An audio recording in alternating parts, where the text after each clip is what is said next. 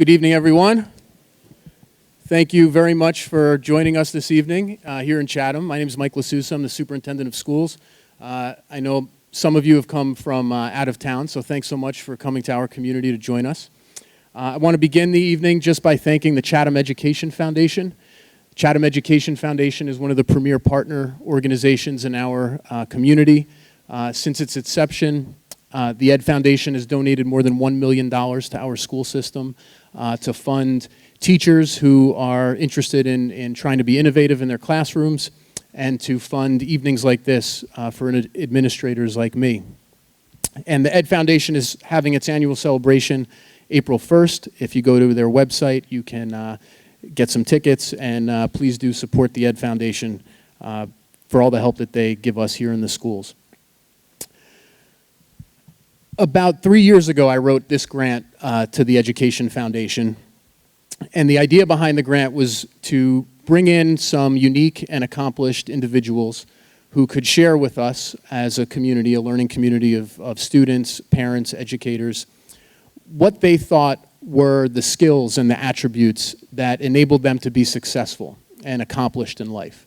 And in particular, when I've reached out to individuals like the one who's going to speak tonight, I've talked with them about focusing or considering attributes that maybe we don't spend a great deal amount of time in schools working on. Attributes and skills and qualities like perseverance, stick-to-itiveness, compassion, creativity, so on and so forth. And so I'm just delighted tonight that Scott Jurek can join us to share with us some of his insights and thoughts about what has enabled him to accomplish all that he has accomplished in life. And I probably don't need to tell you all of this and go through his whole biography, but Scott Jurek, without question, is the most accomplished American distance athlete ever in the history of ultramarathoning.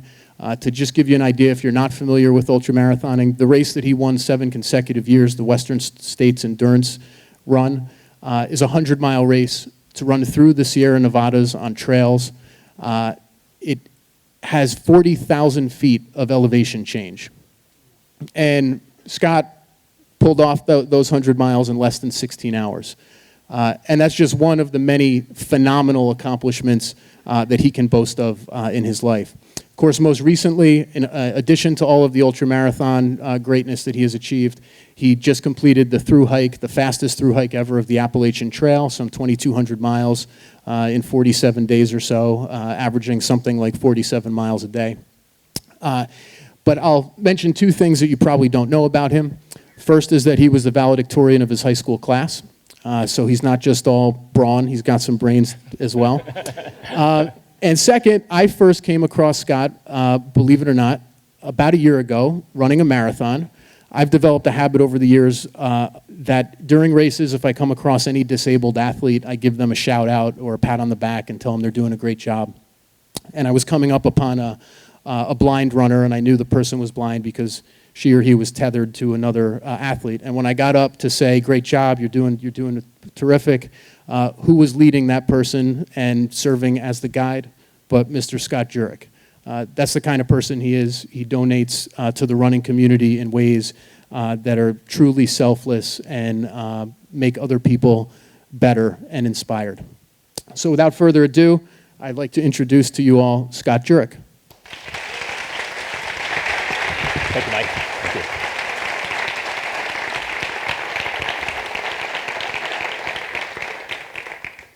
Thank you, New Jersey. Am I on here? Everybody here? Yeah, okay. We didn't test it ahead of time. It's a pleasure to be back here in New Jersey. I know the last time I was out here was on the Appalachian Trail, and it was actually probably the most I had ever run in New Jersey. And it was a rugged, I know New Jersey doesn't even have 100 miles of the Appalachian Trail, but it's some of the most rugged trail, and it blew me away, like the beauty and just how rural it was. And again, it kind of blew my mind because I thought, okay, I'm going to get to New Jersey and New York, and things are going to ease up after the rocks of Pennsylvania. And New Jersey did not disappoint. But what blew me even more away was the amazing people here in this state. How many non-New Jersey folks do we have in the audience? Anybody from New York? Dare raise your hand? Okay, we have a few folks. Okay. Is the rest New Jersey, or we got anybody else from outside of the state of New York? Okay, so I was blown away with just the amazing people that came out and cheered me on, and the signs that you guys had up. There were signs that said, "New Jersey loves you, Scott," and it just really showed the spirit out here in New Jersey. And I know a lot of times New York City gets all the play, but just amazing folks out here. And I just want to thank all of you who might have given me a shout out on Facebook or gave me a little words of encouragement out on the trail. Some of you ran with me, and it was really a pleasure to get to this state. So what I want to open up with is a video that has only been shown a few times, and it's a compilation of some of the video footage that was shot of me for a documentary that Louis Sahoyas, who's an Academy Award-winning director who shot The Cove and directed The Cove, those of you who are familiar with that film, he is producing a film along with James Cameron, and they followed me as just one of the athletes that they're covering. So I'm fortunate enough to show you some of this footage. They haven't even made the film yet, but we just put it to a little bit of music to give you an idea of what the Appalachian Trail is like. So I'll start with that. And can we pull the lights down just a little bit?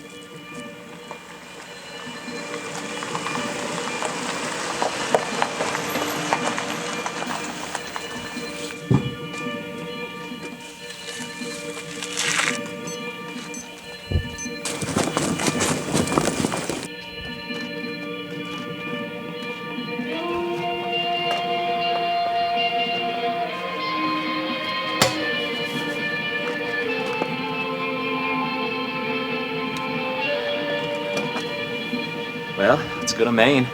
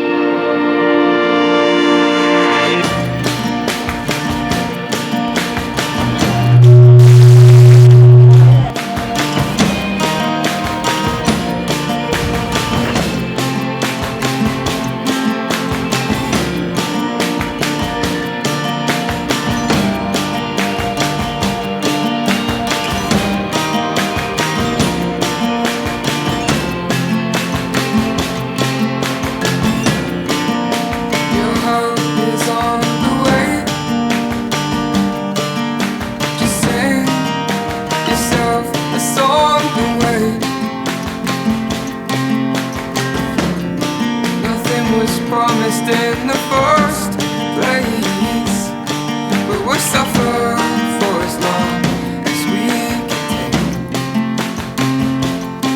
And then the suffering, one way or the other, it will go away.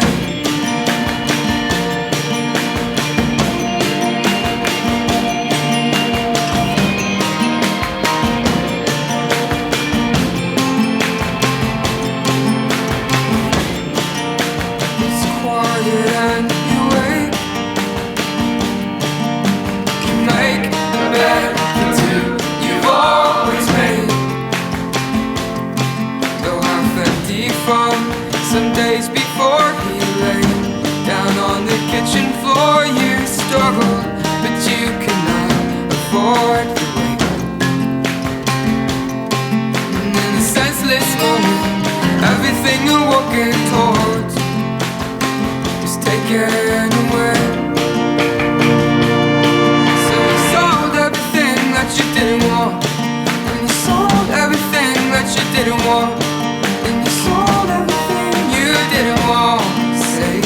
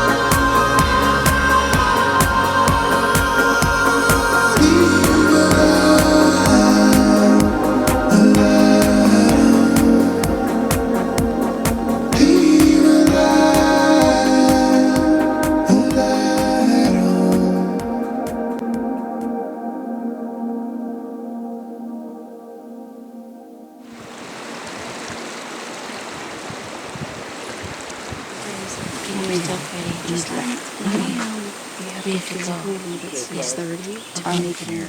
Then here. Right. Okay. Yeah. So,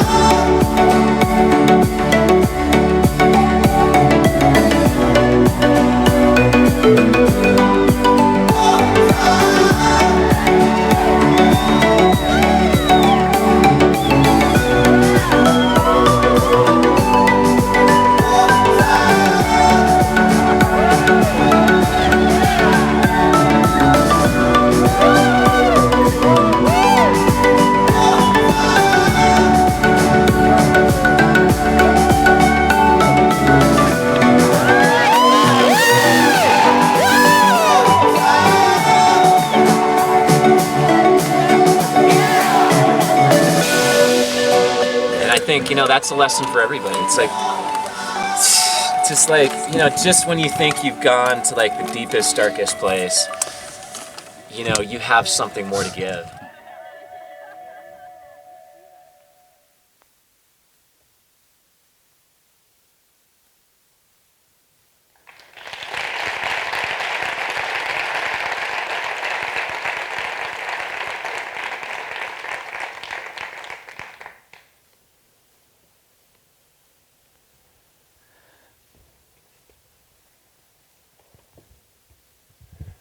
Okay, so who wants to run the Appalachian Trail or run and hike it? As you noticed, I was not running the whole time, okay?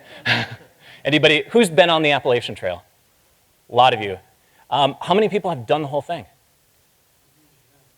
No takers yet, okay. Well, maybe we'll inspire you a little bit tonight. I have a lot to talk about tonight, and I know a lot of you want to ask questions about the Appalachian Trail, so, but before we get to that, and before we just talk Appalachian Trail, I wanted to go over a few things throughout my life that I've learned. I know we have a lot of students in the audience. By the way, can I see a show of hands for how many of you are students at Chatham High or middle school? Awesome, okay, great. How many are cross-country or track runners?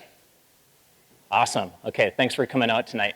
What I wanted to do is, when Mr. L'Souza first approached me to speak tonight, he told me a little bit about some of the programs that you have here at the high school. And I wanted to give you a little take. I know Mr. L'Souza mentioned I was one of those kids in grade school, middle school, high school who was a geek. I was one of those kids who studied a bunch, and I know here at Chatham High that's very common. People study and kids study a lot. But at my high school, I grew up out in the sticks of northern Minnesota. And anybody who's been to northern Minnesota knows it's a long ways from a lot of things up there. And I grew up hunting and fishing, weeding and picking rocks out of gardens. I grew up much like a lot of kids do, doing chores in the house, just hanging out with my brother and sister because the nearest kids that were my age were 5 miles away.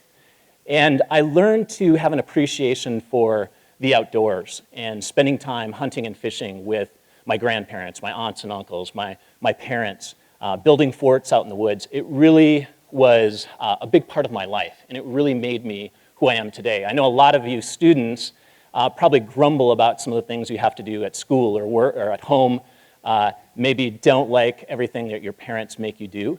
And I was one of those kids because right at the age of about 6, my mother developed multiple sclerosis. And it was a disease that took my mother away from me and my brother and sister and my father. And it was something where all of a sudden, instead of being able to play outside, I had to pick up a lot of the things that my mother couldn't do. So we had charts on the, on the fridge, and we had our jobs and duties, and everything had to get done. So while I grumbled about it at the time and really didn't think it was fair that this disease changed my life and changed my mother's life, it really transformed me into the individual who I am today. So each one of us has our own struggle, our own journey, and I think one of the biggest things, especially when you are in middle school and high school, you have all the pressure of daily school life and daily home life, and then to be thrown these double whammies sometimes, these things that you didn't plan on, can really present a big challenge. And at the same time, though, they will make you into a much better individual. And I've learned to really appreciate, as much as I hate this disease and hate the fact that it took my mother's life, at the same time, I wouldn't be the same person I am today without having those life experiences. So I know a lot of times we think life is tough, and there's always somebody out there or some other situation that can be much more difficult than what we're experiencing. And I would remind a lot of the students, as well as adults, a lot of this stuff is the same. It never changes, by the way. You don't get out of high school and challenges don't just stop appearing. You never graduate from those. But it's one of those things that we can really learn throughout life and just keep appreciating for the fact that we just have to keep putting one foot in front of the other, much like on the Appalachian Trail.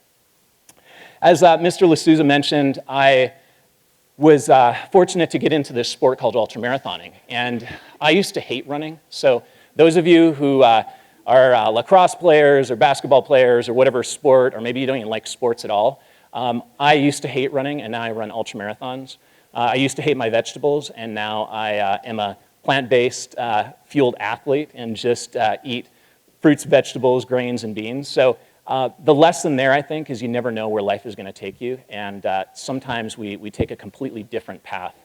When I got into racing ultramarathons, as Mr. L'Souza mentioned, the Western States 100 was one of these big races. It was really, it's kind of the Super Bowl of ultramarathoning. If you want to prove yourself, you want to do this race, and you want to do it well. So the first year I went there, I was 25 years old, kind of a youngin', so to speak. Most of the the guys and the women that won these races were typically in their 30s and 40s. And I went there as a pretty young guy because I got inspired by an East Coaster named Mike Morton, who at the age of 26, he decided he wanted to show that the East Coast was tough and kick butt on the Californians. And for the first time, he was the first Californian to win the race. And it really resonated with me because being from Minnesota, I wanted to go and show what I could do out on the big stage. Went to Western States 100. It's a race that has temperatures of over 100 degrees. Do we have anybody who's run the race in the audience? Okay, a couple of you, I'm sure. It's really a magical race, really tough. At the same time, the extremes in temperatures, the 18,000 feet of climbing, the 23,000 feet of downhill really punish you and kind of bring you up against the edge. One of the best spots, though, on the course is crossing the American River, and this comes about mile 80. So for the front runners, it's typically the hottest time of the day, and in a lot of these photos, it's well over 100 degrees, and you just can't wait to get down to that river, even though it's a bone-chilling 38 degrees when you cross there. And as Mr. L'Souza mentioned, I finally, after 6 years of running this race and winning each time, I finally figured out a way to beat Mike Morton's record, my idol and my kind of like motivation that I looked up to. And it was such a surreal finish because I finished before the dark. And anybody who's run 100 miles knows, most people are like, well, Scott, I finished in the light too. It's usually the next day. But this is kind of one of my things. I wanted to finish before the light was gone and get on that track because you finished on a 400-meter track right in the town of Auburn. And it was just an amazing experience to finally get to that point. And even though my record has been broken, which is why records are set, this race really imprinted in me how to get towards a goal. And having that goal for 6 years, I learned a number of things in goal setting. And the first is you have to want it.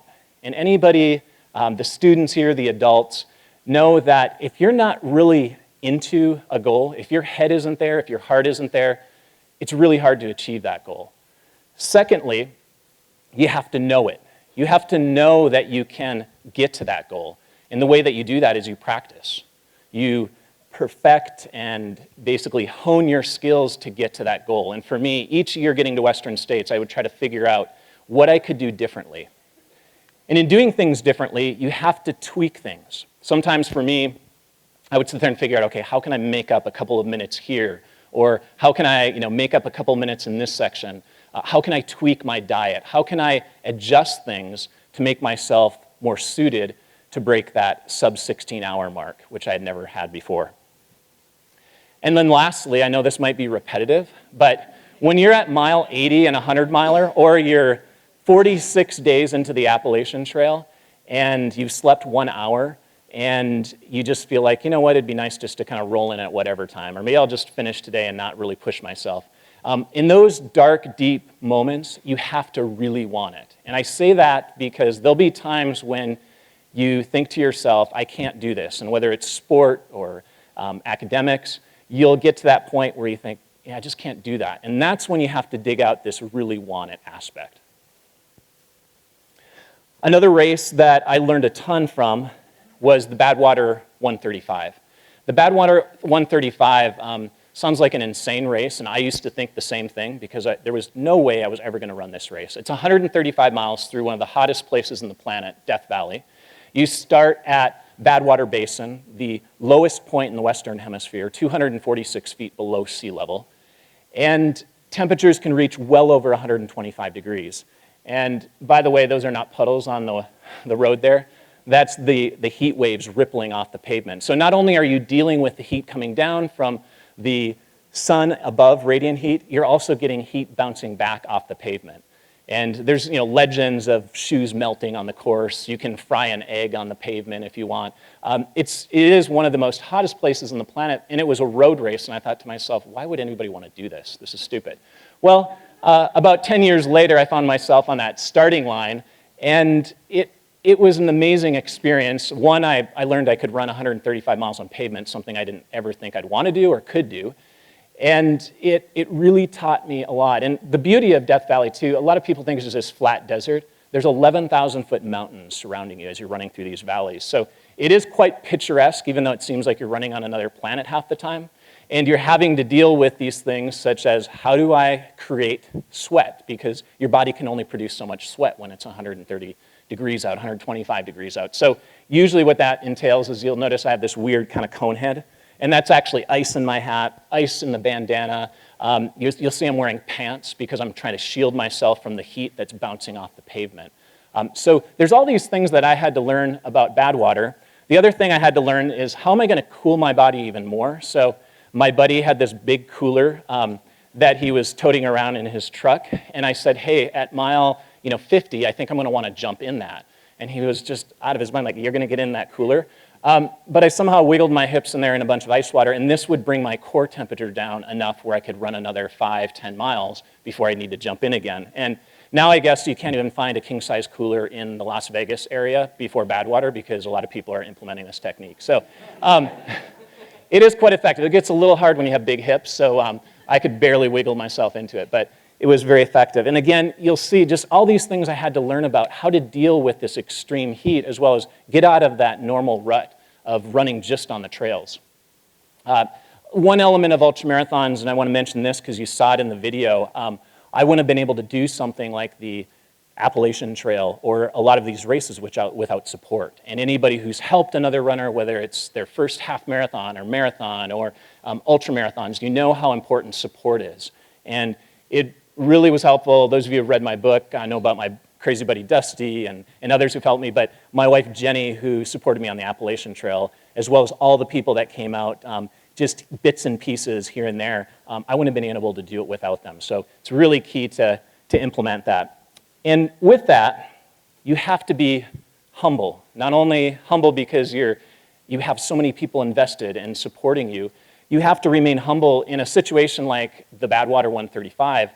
It would have been easy for me to just be like, I only do trail races. I don't need to go and do this race. Or I could be on the flip side, somebody who's like, you know what, I've won all these races, I can just go to Badwater, and I don't need to respect the conditions. So I think one of the biggest things Badwater did is it really got me to be humble. And for those of you maybe not wanting to try a new class or studying something in school, especially middle school, high school, and I hear here at Chatham, you actually know kind of what you're doing. Typically, Mr. Lucizo was telling me, at age 8, 9, 10, you even have tracks of study. For me, that would be a whole new experience, but it can be really hard sometimes to kind of think outside of the box and kind of let go of that control. And Badwater for me was a race where I had to be humble and kind of let go of control and think outside of the box.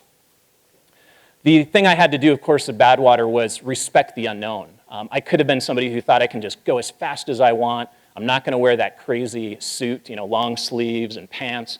I could have been one of those runners, because plenty of people used to do that at Badwater, that I thought I can just run through the heat as fast as I can and I can escape it. You don't escape the heat at Badwater ever.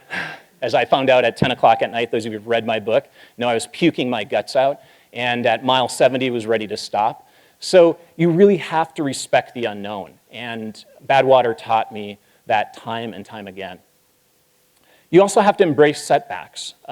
In Badwater, when I'm puking my guts out at mile 70, it's really hard at the moment to respect and to embrace those setbacks.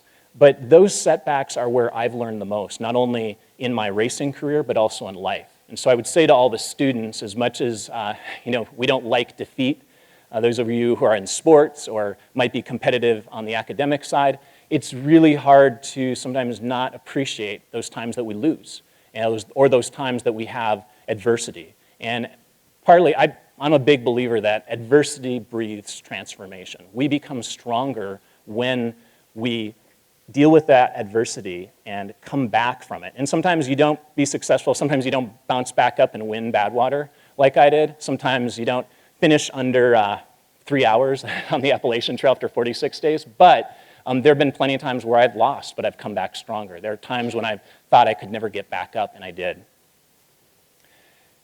And then lastly, you have to get out of the comfort zone. I know, again, a lot of you have plans or know what you're going to do, not only in college, but after college. And one thing in my career, I went to school for physical therapy. My mother had a home health physical therapist that was coming once a week, and she broke her hip.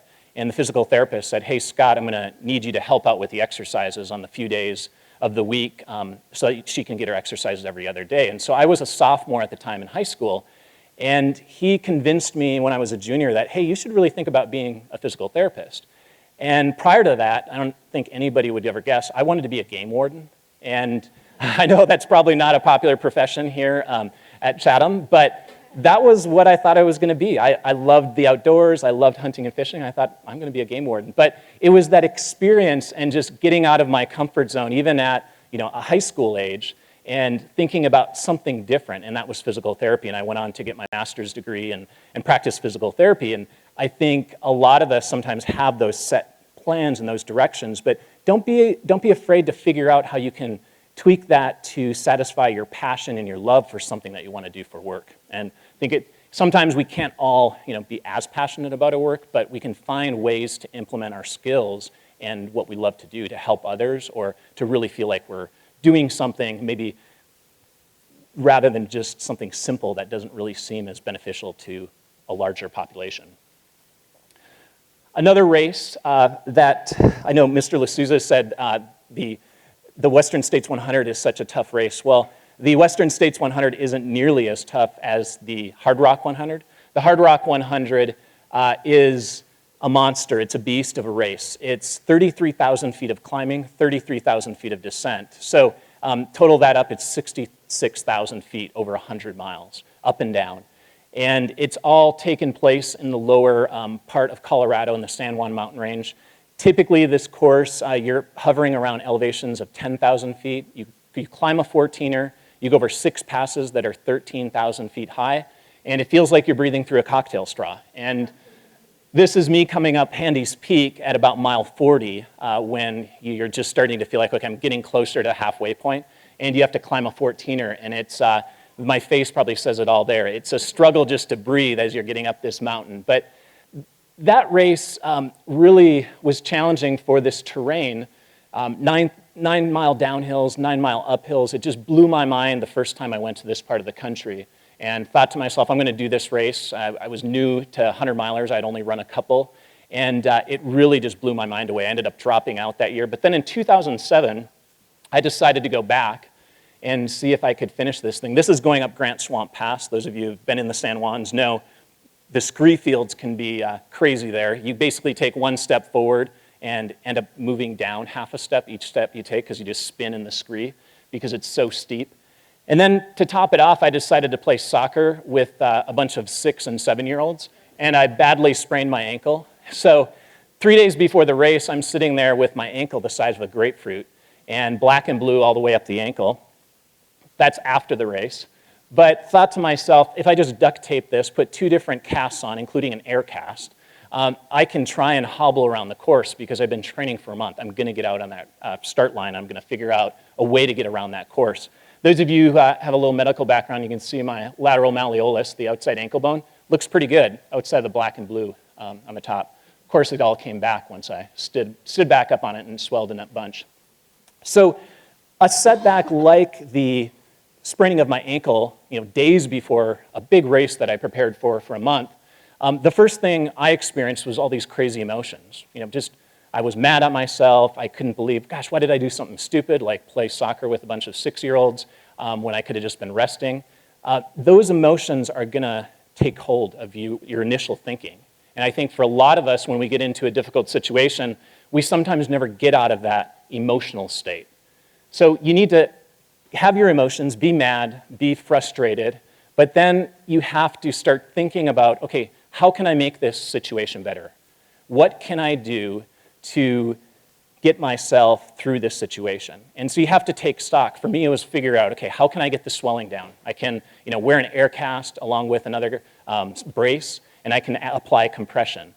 Before the race, I was doing all these crazy remedies. I had an Ayurvedic graduate student from India who is there studying in the San Juans, and he told me all about a turmeric basically compress that I would put on. And so I do that. I basically was doing anything I could to give me an advantage to get the swelling down.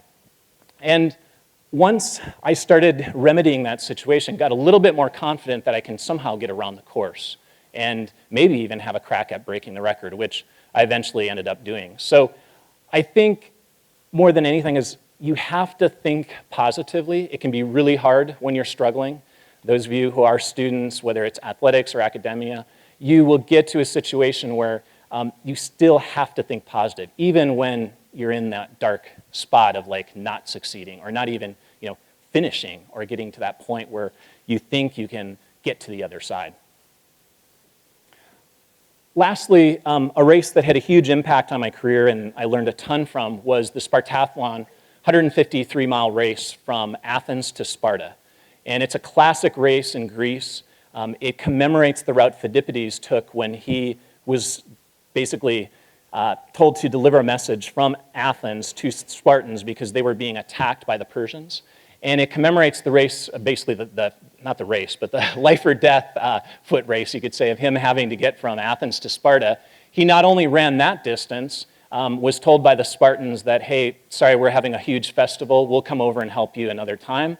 And had to run all the way back 153 miles and tell somebody that. So as much as a foot messenger sounds like the perfect profession for me, I don't know if I would, if you'd want to be the person who has to deliver the message to the ruler that you didn't actually get the help that you need. But it was an amazing, these foot messengers were amazing, and this race commemorates Phidippides. And he actually not only ran a marathon, but he was doing these crazy ultramarathon distances. This race runs through some of the beautiful countryside of Greece, a lot of mountains, a lot of vineyards, temperatures over 100 degrees, running along the coastline. And a lot of people ask me, Scott, are these races close? And you can be neck and neck, sometimes down to the last 10 miles. So here, my buddy Valmir Nunes and I from Brazil, we're in third place at almost a mile 100 at this point, and trying to chase down 2 Japanese runners that were out in front. So it can actually be quite competitive.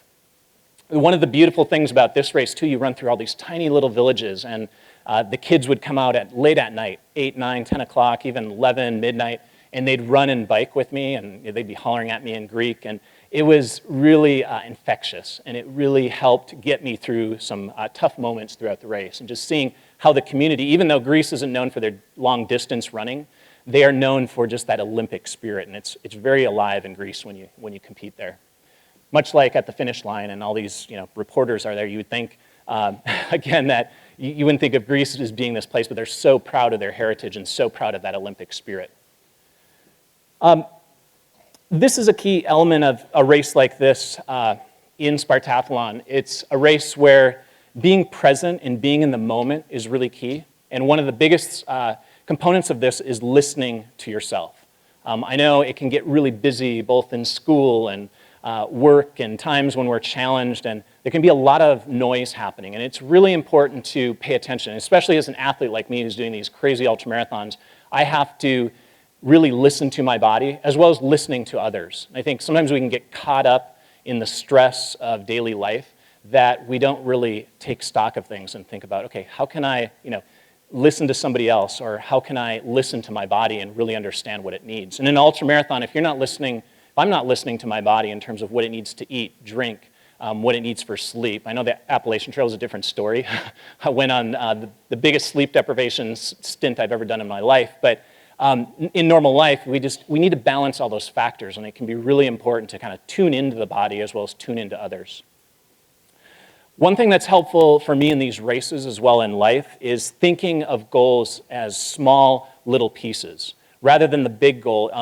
A lot of times in a race like the Spartathlon, for me, getting to 50 miles normally in a race means I'm halfway through in a 100-miler. The Spartathlon, getting to 50 miles means I have 100 more miles to go. And that's really daunting. And much like in life, school, work, we get in those situations where the end goal, the end task can seem so far away. So I think it's important that you use micro goals, basically small goals, to get where you want to get. For me, sometimes it means getting to the next aid station that's 3 miles down the road.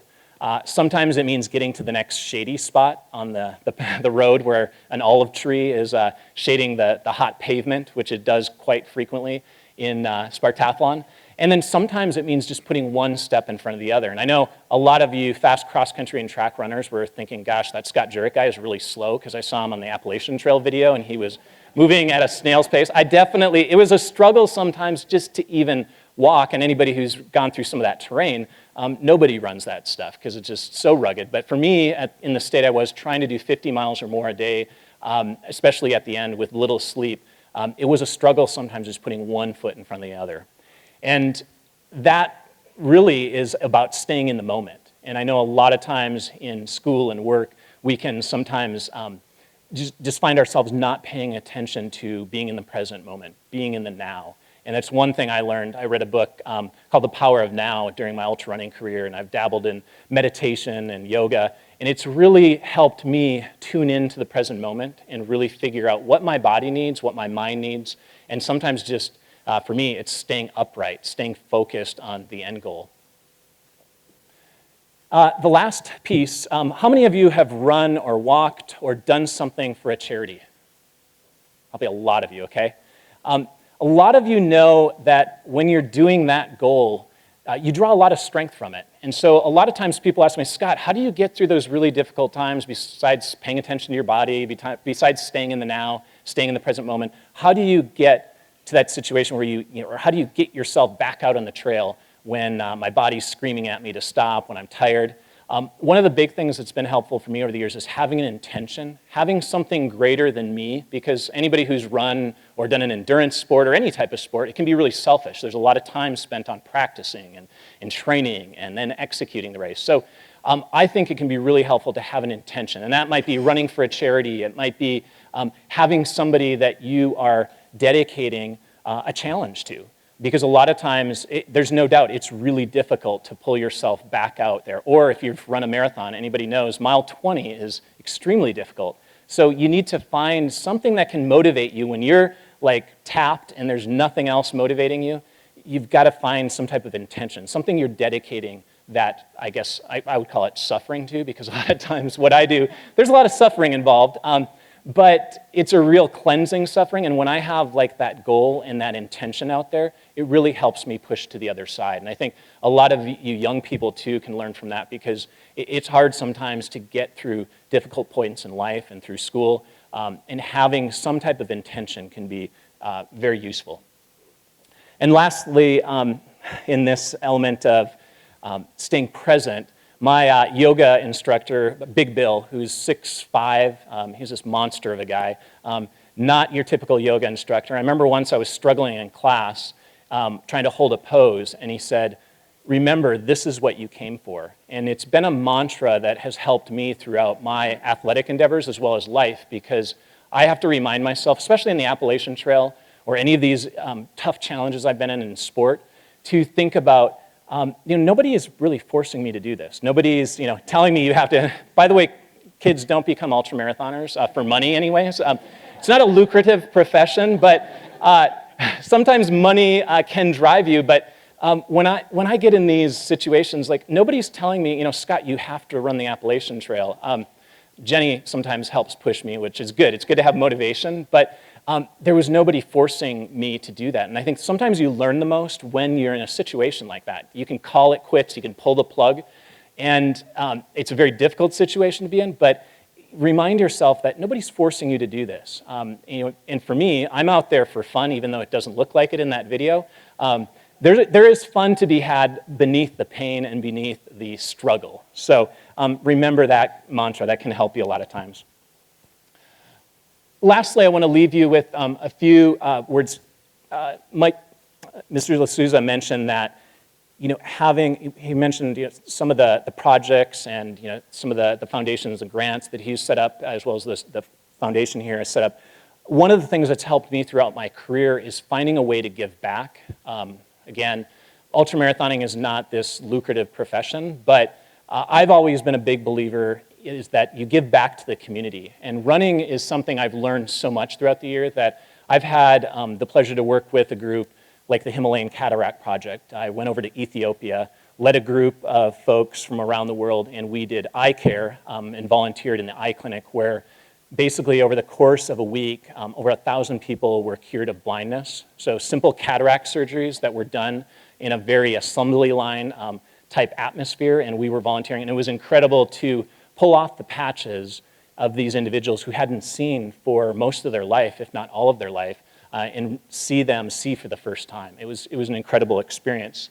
I've also worked with Christy Turlington and her project Every Mother Counts, and traveled over to Tanzania, and just working with mothers-to-be, expecting mothers that have to travel. And this is why, for me as a runner, to think about being pregnant and to have to hike or walk 15 kilometers, 20 kilometers, 30 kilometers, just to get to a clinic that might have a flashlight and might have a Doppler that can listen to a heartbeat. So they do amazing work with maternal health care around the world. And we did a project with the Kilimanjaro Marathon and Half Marathon, and traveled over to Tanzania last year. And so you don't have to travel around the world, and you don't have to do amazing feats. There can be a lot of projects locally, and I know the school here probably gets involved and gives back to the community. I'm sure in my school, even in Proctor, Minnesota, out in the middle of nowhere, we had to do community service. And I think giving back is something you can learn a lot from. And for me, it helps me to fuel my passion. So for those of you who are thinking, a lot of you young adults are thinking, gosh, why do I have to do this volunteer stuff? It's a waste of time. And it can be a source of basically your passion and really drive you. So find projects that you're really fascinated with, and find things that can kind of tie your skill set and the things that you know best, and how that can benefit you. It can actually really, for me, it gave me a whole nother perspective, and it continues to. The other aspect too is it helps develop support systems. For a lot of you, you have to have your buddies and your friends or your community to keep you motivated. For me, I love going to group runs in the local community, or traveling around the country and doing these 5-mile runs. I know some of you are like, Scott, you didn't run in New Jersey when you were here, but we'll do it next time. But I love to run with group runs, like just easy runs, because again, I get inspiration and get motivation. And sometimes it can come in the smallest ways that you least expect. For me, I'm always blown away. I'll go run with somebody and I'll feel like, gosh, I'm really kind of tired of running, or I'm kind of burnt out. And somebody will come up to me and be like, Scott, I decided I was going to get off the couch and lose 100 pounds, and I did that this past year. And so I hear those stories, it can really fuel. So find ways that you can give back where it helps fuel. Maybe you get kind of in a rut, or you're not really as inspired about whether it's your profession or whether what you're following in life. Also, you have to continue to learn. And I know a lot of you who are in school, you're like, Scott, I don't want to continue to learn. I'm burnt out on school. But we all get there. But to me, life is a continual learning process. It's something that we should never stop learning, and we should never stop exploring. Really, I think some people, it does get to the point where you can get in a rut and you can kind of get burnt out. But you have to find a way to reignite that passion and just keep learning. Life is full of learning possibilities. I feel like when you stop learning, you stop living, and there's always something to learn out there. And as I mentioned earlier, giving back can fuel that passion. So always, if you're feeling in a rut, make sure you try to give back and connect with the community. I know a lot of runners will sometimes come back after not running for 15 years. They're inspired for some reason, they start running and they're reconnected again. And that can happen in any type of profession or hobby or passion that you have. So what I'm going to switch over to is I'm going to switch over to Q&A. And I'm going to run some slides. A lot of you maybe want to see more photos. As I'm doing the Q&A, I'll just have some slides running on the Appalachian Trail, because some of them can basically, I guess, kind of give you an idea of maybe some of the questions you might have. I know we have probably 15 minutes, right, Mike, for questions or so? Yep. So those of you that have questions, and I heard all the students are going to have questions, right? I thought it was a requirement, or you guys were going to get extra credit, right? Okay. Hi, Scott. I ran with you in Central Park when you were doing your book promotion tour, and I've run a couple times with Chris McDougall. And so I occasionally do marathons and maybe a 50K at the most, but I wondered about your equipment. First, I noticed the vest. If you would share what your ideas about the vest are. Sure. And also your footwear, gaiters, and whether you think what I'm doing now, which is barefoot running, is Okay. So meritorious. the question is equipment as well as, and for the Appalachian Trail specifically, and then of course, everybody wants to know, is barefoot running good for me? I know in Chatham here, I'll take that one first. I know in Chatham, I guess it was one of the books that people read in the community. It was like I don't know, I know Mike was telling me about the local community book club. So a lot of you have read it. It's a great book, but a lot of people get inspired to run barefoot. And the thing that with barefoot running, I think it's great for strengthening the feet. I think it's great for learning technique. I think you can learn a lot from barefoot running. Is it the fastest way to run? Is it the best way to run on the Appalachian Trail? No. So while I think it's great to be, if running barefoot keeps you running and happy and excited to run, keep doing it. And if it keeps you just enjoying running even on the trails and you don't mind going slow, I think it's great. If you're somebody like me who has to cover the Appalachian Trail in 46 days, footwear is critical, especially on those rocks and roots. I mean, it's just so rugged. So finding a way to maybe balance that passion of like running barefoot and being protective as well as having enough cushioning. But shoes are not terrible, but barefoot running can teach you a lot, I guess would be my answer to that. So no, it's not bad. I end up running on the inside of a track, and I do stuff with strengthening of the feet. I think it's a great thing to do. I use it basically as a cross-training or strengthening.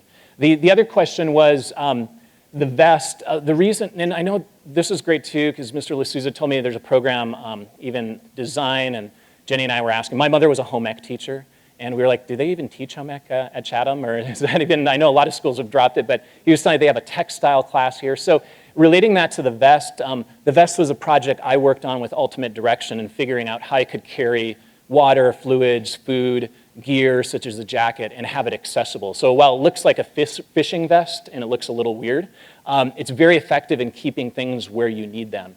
And it's been a fun design project. I get to work on a lot of great stuff from footwear to apparel to equipment such as the vest. So for me, it's been a great way. So those of you who are students, you can find a way to bring your running into something, whether it's engineering or design. There's a lot of great possibilities out there. So great question. Yes? In your build up to one of these ultra marathons, how many miles a week were you running? So miles per week, I was running anywhere from 110, max around 120. And I know it sounds small, and a lot of you, especially seniors that are going on to college, going to run track and cross country. I know a lot of times when you hit college, they're expecting you to run 100-mile weeks. And I think a lot of young athletes get injured because they have to go from 50 maybe miles a week, 60 miles a week in high school. So the big lesson there for me is it may seem like I should be doing more, but I always balance out mileage and time. So I might go and do a 30-mile trail run in the mountains that takes 8 hours because it has so much climbing and descending. So don't always, track and cross country, it's very metric. It's basically on mileage. But for me, 120 miles a week could translate to 20 hours of running or more per week. So always think about like what it's doing on your body. And I can't say enough about the young runners here too, is get ready to transition yourself and pay attention to your body when you're trying to ramp it up. Because a lot of times, young kids come to me and they're like, oh, I want to run 110 miles a week. I can further my running. So, but be smart with it. But all the best with your career. Are you in high school, by the way? Yeah. High school? Yeah, I am running in high school. Awesome. Great. Great question. What inspired you to start running, and how old were you when you actually did?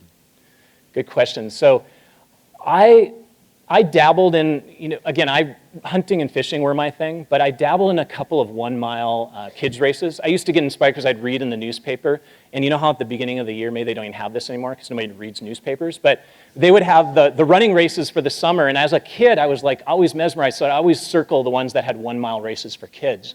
And I remember then I loved running, and then when I had to run for sports such as baseball, basketball, I think being punished by having to do laps created a hatred for running. And then I didn't find that running again until I got on the trails. And running trail races and getting into ultras was really a place where I'm like, okay, I'm not only decent at this, I can suffer for a long period of time, but I also wasn't fast at the short races. So I think for me, it was finding that balance of something I was kind of good at or had potential with, and then also just finding something that I loved about running. And running in the woods, to me, was kind of second nature because I grew up hunting and fishing and loved being outdoors. So I guess the lesson there is, find an aspect of whether it's a passion or career, find those aspects and then grab a hold of them and stay motivated. And don't give up on running or any other sport that you hate, because you never know. You might be like me and end up running more than you ever wanted to.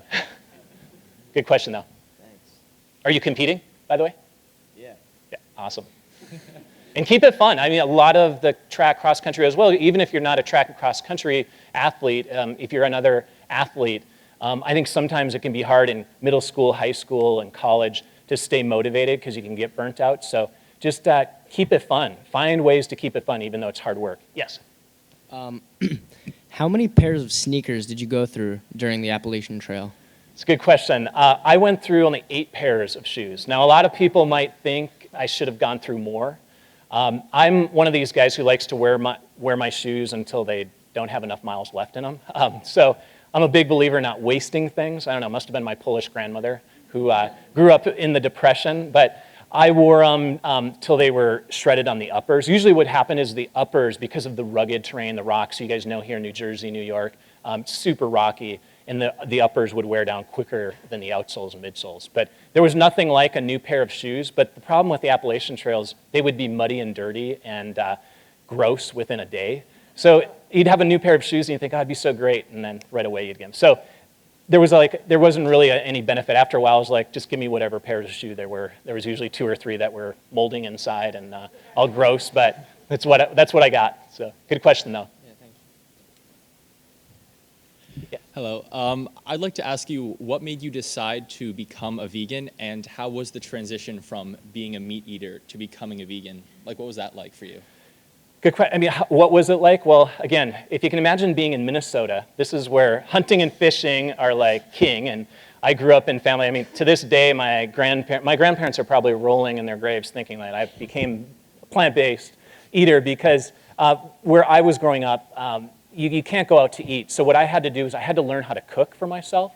And in college, when I was trying to eat healthier, I got really interested in food. And I think part of that is I went back to my roots with my grandparents and also my mother, being a home ec teacher and always cooking in the kitchen. So I learned to make these foods that I didn't know how to make before that were now being plant-based. So I had to convert those, and I found that to be a fun transition. I got inspired too by a couple of books and friends of mine.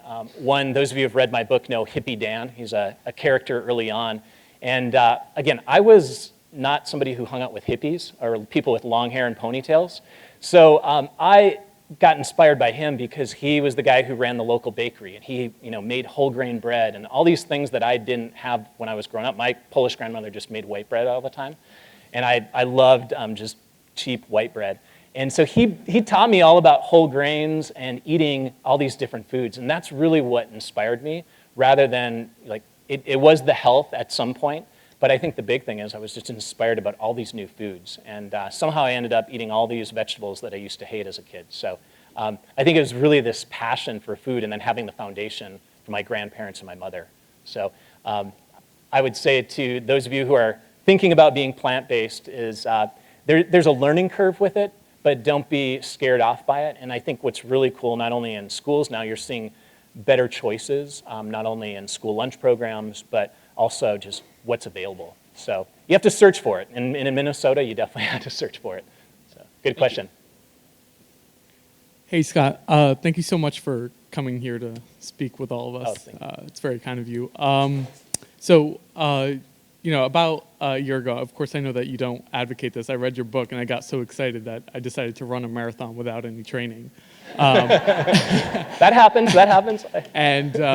And so, throughout that race, I never really kind of decided to, I didn't really materialize the goal of the end until, mile 24, pretty much. So I'm wondering, through your Appalachian Trail run, when did you really know what you were doing? Like, throughout a race, you kind of ignore the end until you get close enough to it. So when did the end materialize for you? I would say, and that's a good question, the end really didn't materialize till that last day. So you saw the video of me getting out of the van that last day. I think that really summed it up, because as far as getting to the end, I try not to think of the end, like I mentioned earlier, because the end can be really daunting. It can seem so far away, especially when you run 2,200 miles. So for me, it really wasn't that last day. And as far as getting the record, it wasn't until the last 5 miles, until I got to the base of Katahdin. So I think, as you know, in a marathon, like the end doesn't sometimes come until you're right up against it. And savoring that moment is really critical, because throughout 46 days, I was dreaming about getting to Katahdin. Like that was, my beacon all the time. But I had to make it through all these things, such as a knee injury, a quad injury, a weekend. So getting through all those challenges throughout the run was really a hard thing to do. And it's a hard thing to do when you're in a marathon or a half marathon. And lastly, I'll just say, don't be afraid of just jumping into a marathon. It's probably not the smartest thing for injuries, but if you have the desire for it, that goes to show you that a lot of times it's not just the physical body, it's really what's up here and then also in your heart and soul and how you manifest that. So congratulations on that. Thank you. Yeah. Do you like to sprint? That's a good question. I used to think I liked to sprint, but I definitely, as an ultramarathoner, ultramarathoners aren't known for their sprinting. However, I will say this, those of you are you a sprinter, by the way? Yeah. Yes, okay. So there's a lot of great research now showing, and there's a few runner scientists out there who really believe that even distance runners should be doing 100-meter, 150-meter sprints. And those of you who are trying to work on your technique, especially new runners who are adults who haven't been running all your life and you just decide at 40 or 50 or 30 to pick up running, doing some sprinting helps with your running economy. So I do some sprints. I don't do them as fast. I'm sure you'd beat me. But I do some of the sprinting, particularly when I'm doing strides before track work, before doing tempo. So yes, even ultramarathoners like me can get on tracks. However, I'll leave up the really fast stuff to you because I'm definitely not a sprinter. I'm more of a distance guy. Good question, though. Yes? How many other sports do you do for CrossFit training? So right now, it's a good question. The question was, how many other sports do I do? My sports aren't really sports, like some of the things I mentioned. I never thought I'd do yoga, and I got into yoga about 12 years ago when I was in Seattle. So I do some yoga. I also strength train. So I do lift weights, both upper body, core training. But as far as do I do Nordic skiing, biking, I used to do those things. I don't do as much when I'm focused on an event. So while cross training is great, and if you're somebody who can't run, 5 days a week or 6 days a week, it can be helpful to allow you to train more. But for me, I found the best way to get really good at running and doing long distances was to run, hike in the mountains and spend more time. So it's a good thing. Do you do a lot of sports? I do like 5. 5, you see?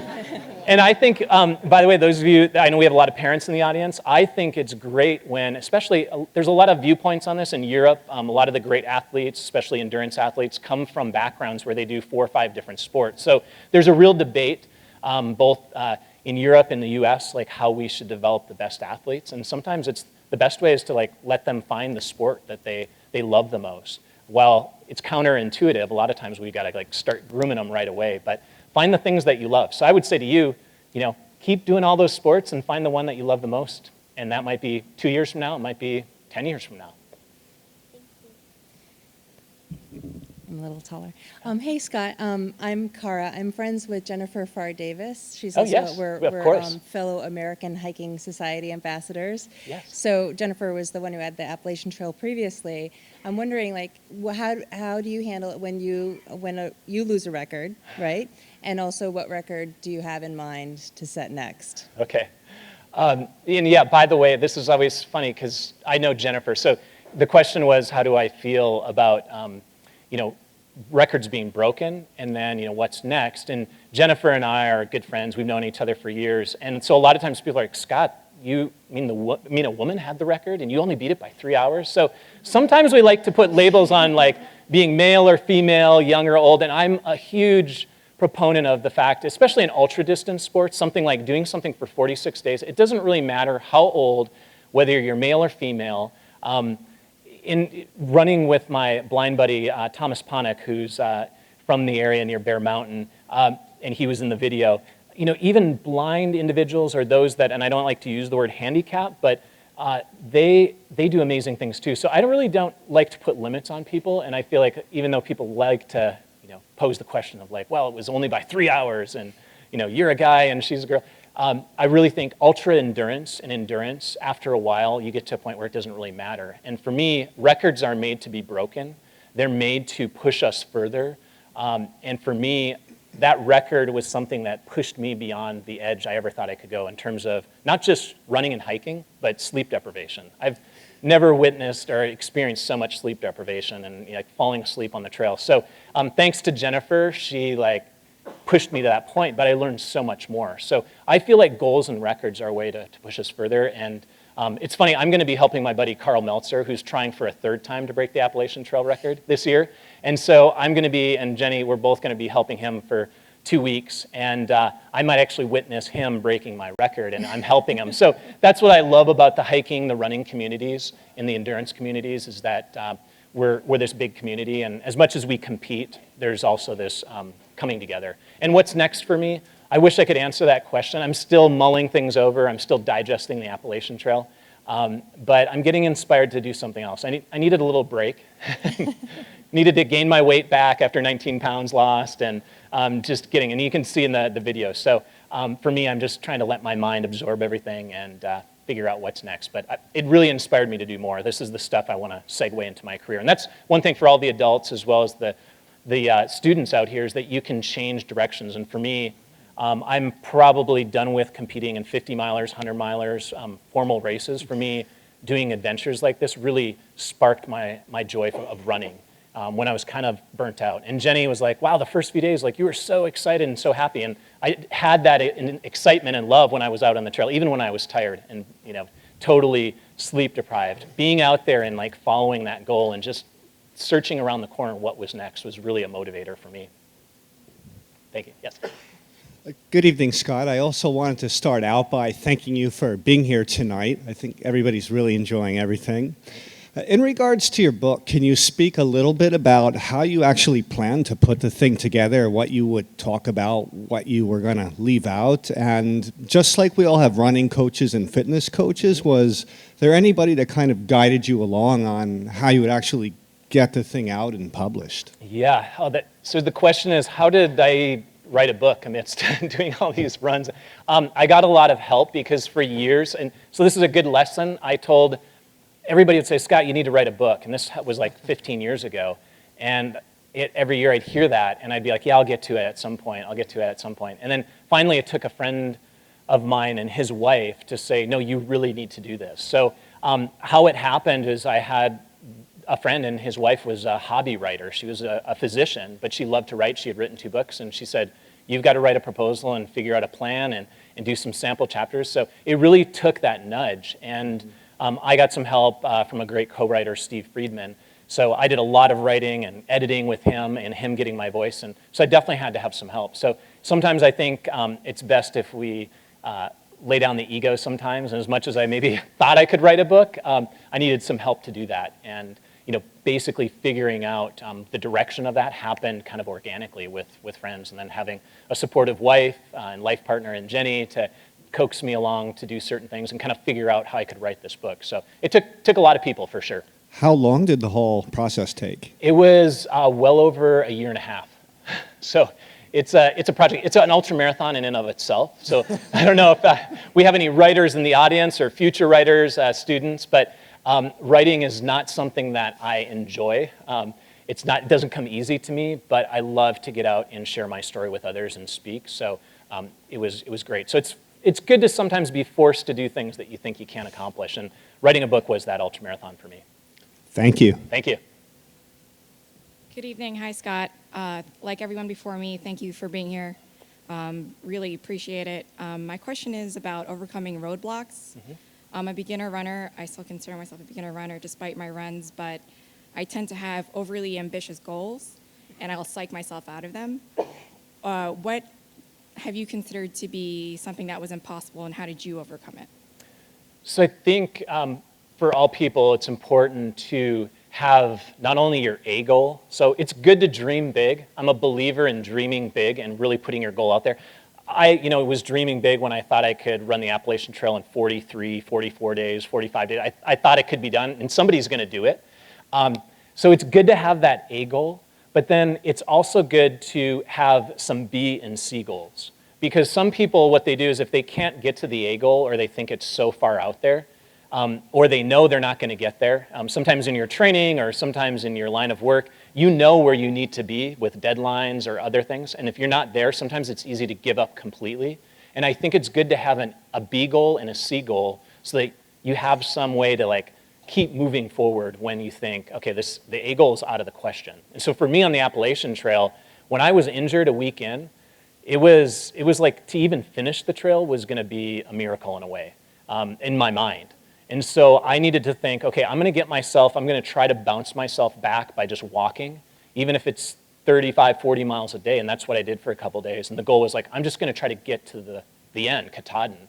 Maybe the record's out of the question. And then midway through, then it was focusing on the record. Maybe I can't beat it by a couple of days. And as it came down to it, it was down to the hours. So it really, I think adjusting your goals and having B and C goals are really important. Sorry, my second question is, who's your inspiration? For this journey or just in general? Just in general. I'd have to say my mother. I mentioned her early on in the presentation. She is to this day a huge inspiration. On the Appalachian Trail, it was Jenny because she was sacrificing a lot to be out there supporting me.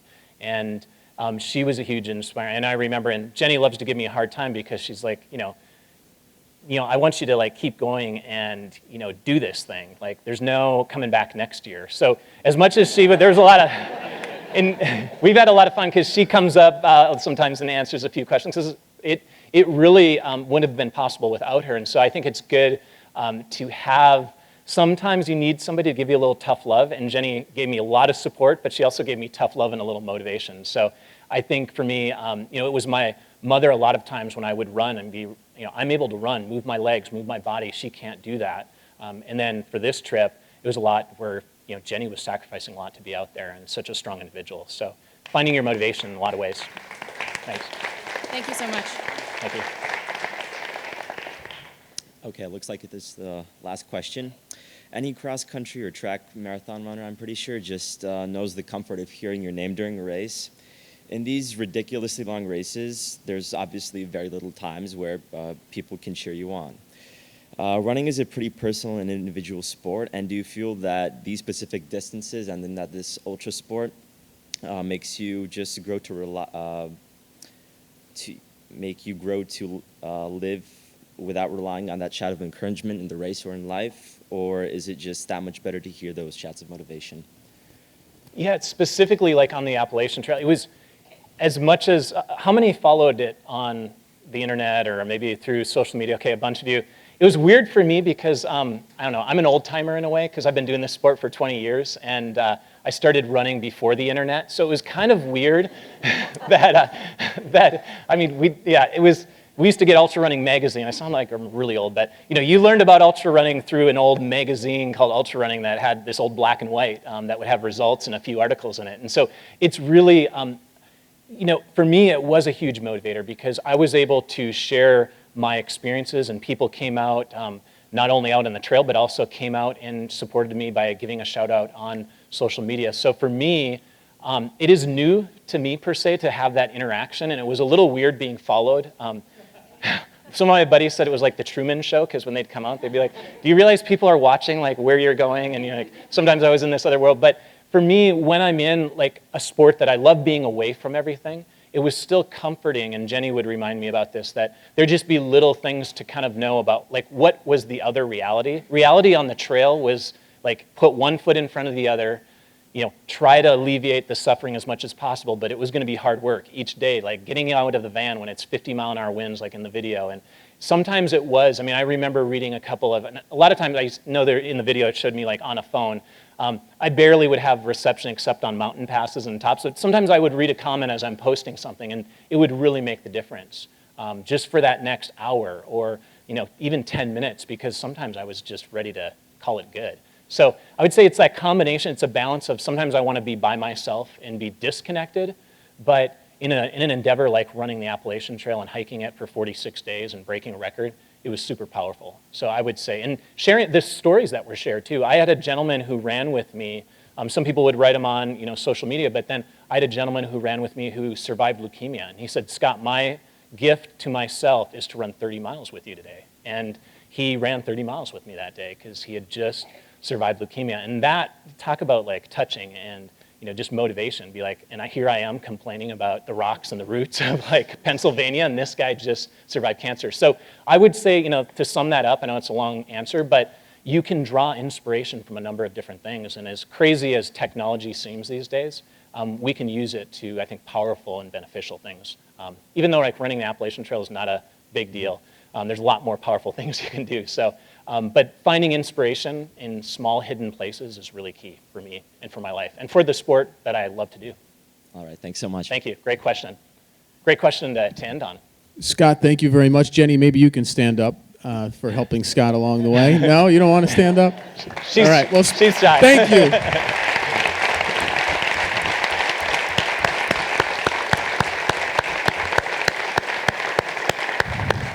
Well, thank you again both for being here. Thank you all for coming, making this a special evening. This was great, Scott. We really appreciate it. We'll continue to follow you on your next journey. And make sure all of you do something. I mean, even if it's something small, you don't have to run the Appalachian Trail. Find something that keeps you motivated and just be inspired. And pass it on to others. That's what I love about this sport and love about the community is that we can all inspire people and make a difference. So keep after it. Thanks for having me.